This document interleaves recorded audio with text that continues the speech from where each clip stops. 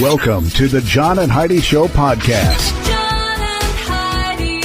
Here's John and Heidi. Today is a special day, Heidi. Do you know what today is? What is today, John? I thought you'd never ask. Today is January the 3rd. It's a Friday, and we are in the year 2020. We live in the future now, folks. And it's National Fruit Cake Toss Day. So Fruitcake toss. yeah, so if you got a fruit cake for Christmas, today's the day to throw it, apparently. I don't know if it's like in the trash or just around the house. I don't know.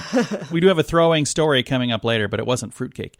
National Drinking Straw Day. You cannot celebrate that in California these days. It's also National Chocolate-Covered Cherry Day. I like those. I do too. Man, they're good. I haven't had one in a long time, but that's okay. And I've got a guest coming up. I'm super excited to visit with him. His name is Steve Palmer, and I've not met him before, but I'm really excited because of what I'm reading here. He's a restaurateur, and he's the author of a book called Say Grace, How the Restaurant Business Saved My Life.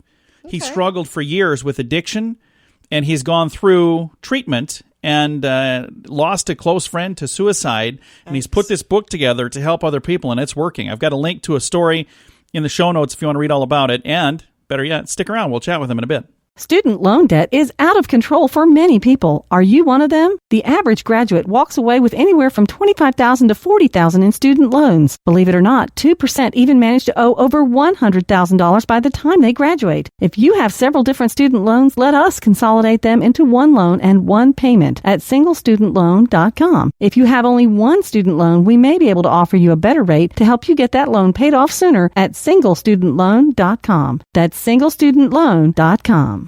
Now, surveys and studies and such brought to you by BetterCreditCards.com. An Emerson College poll found 34% of Americans think Jeffrey Epstein was murdered. 33% think he committed suicide. So that leaves 33% that don't think, apparently. That maybe are just undecided. Or they said, I'm not answering your... Not answering that. I'm smart enough. I'm too smart for that. I'm not going to fall into your little games. I know Heidi has shared several things on Facebook on her personal page about this, so I know what she thinks. If you would like to read the study, you can find that in the show notes for today, or it's in the show notes for today at johnandheidishow.com. When was the last time you got a new credit card? If you have a card that's been in your purse or wallet for a long time, you should check and see if you're getting the best rates. You may find a better credit card that will give you the points you want or cashback options you don't get right now. At BetterCreditCards.com, you see all the major credit card companies and their best offers. Let them compete to earn your business. And if the one you have right now is better, keep it. Find a card that's a better fit for you at BetterCreditCards.com. That's BetterCreditCards.com. This is Your Brain on Drugs, brought to you by TimeForRehab.com. A man who police say was driving drunk in South Carolina crashed after apparently being unable to hit the brakes. He smashed into a brake shop. Oh, wow. What are the odds? Yeah, 21-year-old Jaderick Freeman of Montgomery, Alabama, was arrested after driving into Brakes for Less in Greenville. Freeman allegedly hit another car, lost control of his own vehicle, then crashed into the brake business before damaging several more cars inside. The man was transported to a medical facility to be treated for non-life-threatening injuries. He was charged with driving under the influence. Oh, man. So, yeah. That's too bad. But it's kind of ironic that you would... It really is. That you would run in... Your brakes quit working and you run into a brake shop. I mean, yeah, that's crazy. Yeah, it is crazy. I've got a link to that story in the show notes for today, and there's also a link to that story now daily on the page TimeForRehab.com. Now, big screen, little screen, brought to you by ChannelSurferTV.com. Zac Efron is in the news. He confirmed that he was rushed to a hospital in Australia for treatment of a form of typhoid or similar bacterial infection. I read about this. That's scary. It is scary. He's 32 years old. I had no idea he was 32. I thought he was a lot younger than that. He was in the High School Musical movies just a few years ago. Yeah, but I mean, was you look at how old we are, and that's young yet. Apparently. 32-year-old actor reportedly fell ill while filming his show Killing Zac Efron in Papua New Guinea. The series, scheduled to launch April the 6th on the short-form streaming service Quibi. Is that how you say it? Quibi? Q-U-I-B-I. Quibi, I think. don't know. I'm going to have to ask Zach how you say that. It's almost an ironic title Yeah. for the show, considering Zac it really Efron. did almost kill Thank him. goodness he didn't die. That would have been really bad. I've got a link to that story. It's in the show notes for today at johnandheidishow.com. It's a new year. Have you made a resolution to quit drinking or to finally get away from drugs for good? These are both habits that are hard to kick, but you can do it. We want to help you. TimeForRehab.com is here to help you find the help you need with your particular situation. If you want to make this year the year you get the help you need to live a normal life again, start with a little help from us at TimeForRehab.com. That's TimeForRehab.com. Now your scoop of the day, brought to you by FunkyMonkeyShirts.com. Apple, the company that makes phones and computers and stuff, Yeah. they apologized for the fact that Siri, the digital assistant, has been listening in on people while they were, Yeah. in bed but not sleeping, if you know what I mean. Right. So they're apologizing. I don't know why they're apologizing. It listens all the Yeah, it time. does. Like, you didn't know that? It's always listening. Right. If and my phone is Unless not they're one of screaming those. her name, I mean, I don't think that's what, then that's on you. I didn't read the whole story, but and if you have one of the other ones with the name that starts with an A, I'm not going to say your name otherwise, because I've been told when we say that, like, they chime all over the place. Yeah. And then, mine has assistant from the Google. Does it work if you spell it? I feel like I have to talk like you do about the dogs. Do you want a TREAT? Or a toddler. Yeah. There's devices listening to us all the time. Absolutely. Now, we understand that. What we do for a living, we hope that there are people listening all the Right, time. well, yeah. But not when we're not on the air. So anyway, they apologized. South Carolina man told police that his drug dealer made him run naked through the streets because he owed him money. Oh, wow. So there's one way That's an to... interesting tactic. Yeah, it's one way to try to, get your collections problem under control. A Florida man was arrested after he punched a McDonald's drive-thru worker in the face. The man behind the fast food fracas is looking at a 2-year prison sentence and a $5,000 fine. I think that's what they need to start doing, Yeah, is it's cracking just down. crazy to me how many of these incidents There there have are. been a ton, and I don't know what's going on. It seems to me that, like, people just snap a lot easier now than they have in the past. Doesn't it seem like that? It does. Because we read about these stories all the time where this guy, again, he punched a drive-thru worker in the face. Why? I don't care what they do at the drive-thru. Nothing at all should result in you punching them in the face. Mm-hmm. Like, take your business elsewhere. Yeah, that's a good idea. But punch him in the face? No, don't do that. The Hasbro toy company has acquired Death Row Records. So it's a British media company. I think that happened earlier in the year. So I wonder if this is, a couple of these things sound familiar. I wonder if this is like a year in review story, a group of stories that I got here. Anyway, so the same company that produces Peppa Pig now also owns Death Row Records. So it's kind of interesting. Taylor Swift says that she now has security cameras focused on her backside at all times after her Good Lord. incident at a meet and greet in Colorado. So now, because it was like he said, she said, so when she's doing meet and greets, they've got a Taylor Heine cam, apparently, Whatever. that's always watching. And one final story here. A new report claims that Prince Andrew spent a week at Jeffrey Epstein's New York mansion back in 2020. So they just have more and more dirt coming out on Prince Andrew. I think that's going to be kind of awkward and royal. Yeah, not with good. the royals. Thanks for listening to your Scoop of the Day on the John and Heidi Show.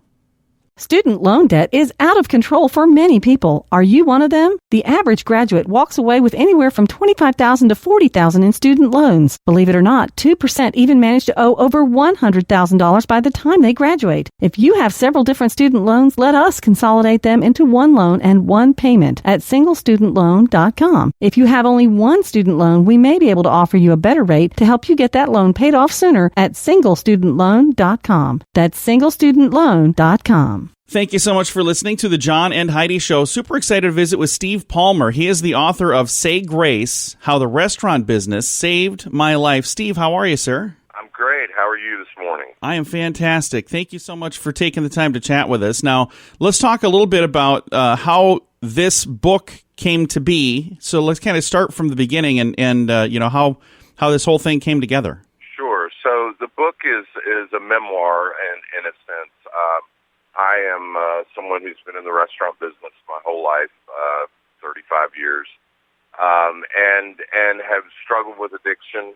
Was the result of an intervention, and it really is a story about how 18 years ago, when I got sober, that the cultural norm of the restaurant industry was, live fast, die young, work hard, party hard, and it's about my journey through getting sober in a business that didn't necessarily support sobriety, and happily how the last 5 years, through a confluence of events, I think, our industry is finally having a reckoning with sobriety in our business.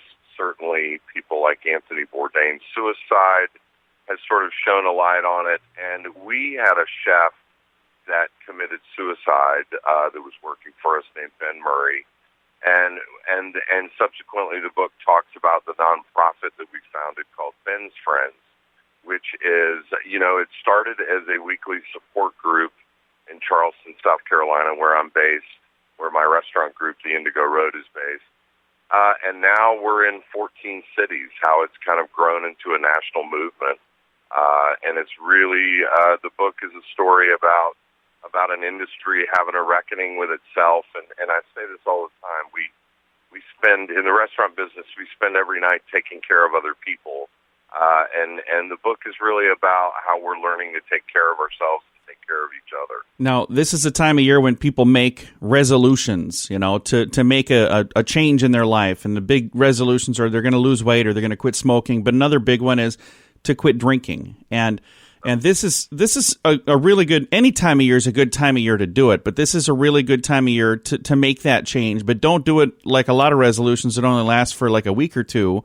If people want help making this a permanent change, what kind of advice do you give them? The first thing I think that fear keeps more people stuck in bad habits, addiction certainly being the most deadly of them. What is my life going to be like if I don't drink? All of my friends drink. All of the sort of social norms. The thing that I always tell people is there is a whole other life. If drinking has become something that is gone from this is something I do to have fun to this is something I need to do to get through the day, there is a whole other life on the other side of drinking. And what I would say is don't underestimate how great your life is going to become. Anybody that has quit drinking for a long period of time doesn't feel like they're missing out on anything because, quite frankly, they would drink if they did. So the biggest piece of advice I would give anybody is, don't give up before the miracle happens. Your life is going to be far richer than you could possibly imagine. I am evidence of that. I've been sober 18 years, and I drank every day of my life for 20 years. So that would be, as we look at those New Year's resolutions, the biggest thing is don't underestimate how full your life is going to be by not drinking. The book, once again, is called Say Grace, How the Restaurant Business Saved My Life. And I also want to talk a little bit about Ben's Friends. If people would like to learn more about that, how do they find more information on the group Ben's Friends? Thank you. Our website is bensfriendshope.com. We are growing in cities daily. You can find all the cities listed there. You can find out how to donate if you're so inclined. If you want to get involved, you can certainly email us there, but it's bensfriendshope.com. I'm going to throw a link to that website and also a link to the book in the show notes for today. Once again, Steve, thank you so much for taking the time to chat, and also thank you for putting out this book, and I know that this is going to help other people, so thank you for taking the time to do that. I appreciate it. Thank you so much. Absolutely. Again, Steve Palmer, and the book is called Say Grace, How the Restaurant Business Saved My Life. I've got a link to that and more information about his nonprofit as well in the show notes for today at johnandheidishow.com. Want to make your sweetheart smile next month for Valentine's Day? Find some fun, matching shirts at funkymonkeyshirts.com. We have a whole collection of fun shirts for you lovebirds. My wife rocks. My man rocks. We also have many silly shirts that will make you smile any day of the year. My ex-wife was a trophy wife. Participation trophy. Find something fun for a loved one, friend, or for yourself at funkymonkeyshirts.com. That's funkymonkeyshirts.com. Fun fact for you, Heidi. What's that, John? Mewtwo, Mewtwo, is a clone of the Pokemon Mew, Mew, but it comes before Mew in the Pokedex. Mewtwo is a Pokemon in the Pokemon game, but Mew was only acquired through events at the time. So Mewtwo was given the number 150, while Mew, the original, is 151. So even though Mewtwo is a copy, This means nothing to me. I'm just Does saying. this mean something to you? It's kind of like it's a sequel, but it came first in the get it. catalog. So it's like when you think about the trilogies for Star Wars, and then the beginning. They happened later, but they actually chronologically happened earlier. It's confusing. And those of you who collect the Pokemon cards, you get it. We don't. That's okay. Thanks for listening to today's Fun Fact. When was the last time you got a new credit card? If you have a card that's been in your purse or wallet for a long time, you should check and see if you're getting the best rates. You may find a better credit card that will give you the points you want or cashback options you don't get right now. At bettercreditcards.com, you see all the major credit card companies and their best offers. Let them compete to earn your business. And if the one you have right now is better, keep it. Find a card that's a better fit for you at bettercreditcards.com. That's bettercreditcards.com. Now, some news headlines from somewhere in this world. Dateline, Saudi Arabia. Do I say that right? Yeah. I heard somebody say it different than that. They said Saudi Arabia. Yeah, it depends on where you're from. I say Saudi Arabia, but I say Saudi. Okay. Six Flags, Saudi Arabia, is getting ready to open the world's tallest and fastest roller coaster. So I don't know when that's going to happen, but sometime. I don't want to go on anything that is labeled tallest and fastest. Yeah, me neither. That would Not really. scare the heck out of me. Yeah, I don't really want to do that either. But this is news headlines from somewhere in this world. It's a new year. Have you made a resolution to quit drinking or to finally get away from drugs for good? These are both habits that are hard to kick, but you can do it. We want to help you. TimeForRehab.com is here to help you find the help you need with your particular situation. If you want to make this year the year you get the help you need to live a normal life again, start with a little help from us at TimeForRehab.com. That's TimeForRehab.com. Now, some weird news brought to you by WeirdGiftOfTheDay.com. According to police who arrested her on domestic battery charges, a 24-year-old Florida woman struck her husband in the head with an Amazon Fire TV cube during an argument. You know what that is? No. It's a little cube. It's a thing that you plug into your TV. Well, I know what an Amazon Fire is. I haven't seen the Okay. cube, though. Yeah. So anyway, an alleged... See, this is like hasn't gone to trial yet, so everything is like alleged anyway. Ashley Mulinex and her husband began arguing due to, quote, Ashley not going to church with him, end quote, when 34-year-old Matthew Molyneux returned after the services to the home. The pair resumed arguing, this time, quote, over Ashley hiding his weed, end quote. Police said the dispute turned physical when Ashley began throwing items at the husband. While some of the domestic projectiles just broke or spilled throughout the apartment, two objects hit their mark. An Alexa cube and a metal drinking cup both struck Matthew on his face and head, leaving him with a cut on his chin and a large knot on his head. Ashley was arrested on misdemeanor battery rap and booked into the county jail. So Sounds like they both need Jesus. I think, yeah, you guys both also need to just calm down. Just take a deep breath and calm down. There we go. It's Weird News, brought to you by WeirdGiftOfTheDay.com. John and Heidi. Now your moment of duh. This is actually a really funny story. It's brought to you by SingleStudentLoan.com. And think about how funny this is and how silly you would feel if you were the one that did this. A North Carolina couple woke up after midnight on Christmas to the sounds of clanking coming from the first floor. In a panic, they hid in a closet and they quietly dialed 911 to report a possible home intrusion. When the police arrived, they found a robot vacuum cleaner clanking around on the main floor. Oh, funny. They had one of those little Roombas. Yeah. They've only had it at that point for 2 days. They forgot about it. So it was downstairs vacuuming while they're sleeping. And they're like, hey, send help now. Oh, funny. There's somebody vacuuming our first floor. I don't think they heard the vacuum noise. They just heard the clanking. So That's embarrassing. I think so, too. They did not put the couple's name in the story. I wonder why.